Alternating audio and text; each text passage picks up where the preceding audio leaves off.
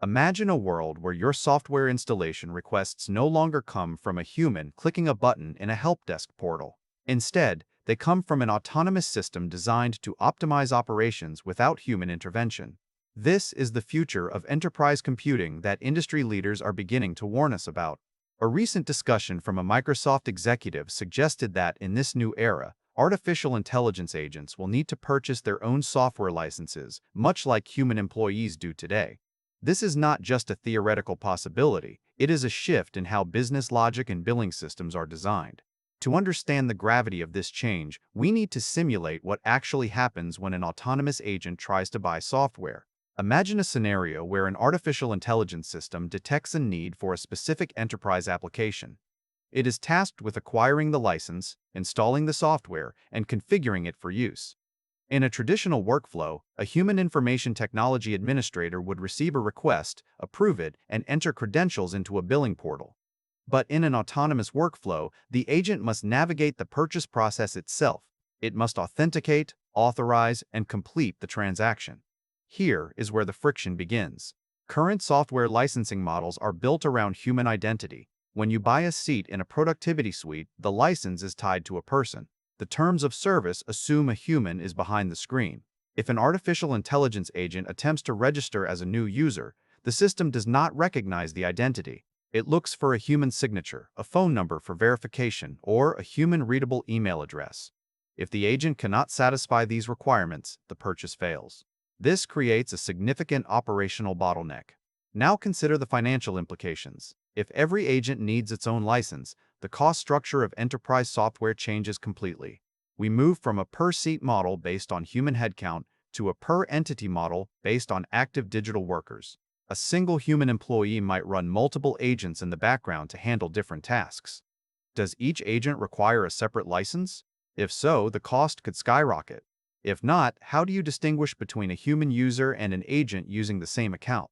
This ambiguity creates a legal and compliance risk for the organization. Furthermore, there is the question of liability. If an agent purchases software it is not authorized to buy, who is responsible? Is it the developer of the agent, the person who deployed it, or the software vendor? Current legal frameworks were designed for human actors. They do not account for autonomous systems making financial decisions.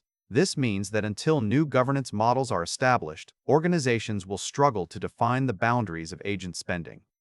The push for agent licensing is not just about technical necessity, it is about business strategy. Software vendors are looking for new revenue streams. As automation increases, human consumption of software might plateau, but if agents are treated as distinct billable users, consumption can grow exponentially. This shift is driven by internal strategic goals and external pressure from board members. It indicates a top-down mandate rather than just a technical adaptation. However, the lack of a universal definition for artificial intelligence agents creates immediate ambiguity for information technology administrators. What exactly qualifies as an agent? Is a simple script an agent? Is a complex neural network an agent? Without clear definitions, compliance becomes a guessing game. Administrators cannot enforce security policies if they cannot identify which processes require licensing. This trend signals a move toward what experts call an agentic economy. In this economy, software consumption is no longer just about human access. It is about the autonomous actions of artificial intelligence systems that must be tracked, regulated, and monetized. Organizations will need new orchestration tools to manage the lifecycle of these agents. They need to know when an agent is created, what resources it consumes, and when it should be decommissioned. Consider the infrastructure required to support this. Managing agents across cloud, edge, and on-premises environments requires robust governance. Researchers argue that existing legal frameworks, such as the European Union Artificial Intelligence Act, are ill-suited for autonomous agents. They were written for tools, not for economic actors. This necessitates immediate policy updates to address risks like misuse and performance failures. If an agent buys software it does not need, or if it leaks data during the purchase process, the current laws do not provide clear recourse.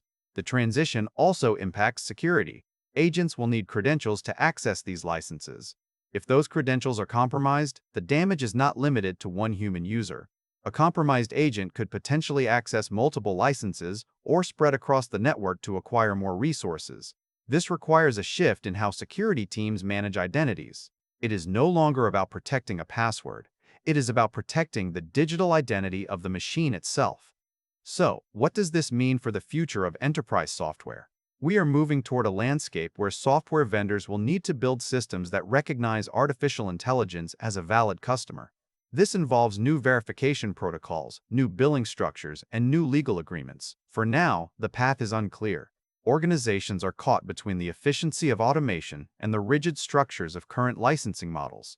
As we look ahead, the need for new governance frameworks becomes obvious. We need orchestration tools that can manage the costs and legal liability of autonomous artificial intelligence agents alongside human staff. We need to decide if an agent is a tool or a worker. If it is a worker, it deserves a license. If it is a tool, it should be included in the human license. Until this distinction is made, the agentic economy will remain in a state of regulatory flux. Thanks for watching all the way to the end. I am a one-person team working hard to make each video better than the last. Subscribe if you found value. It is the best way to show support. Drop a comment with your biggest takeaway. See you in the next video.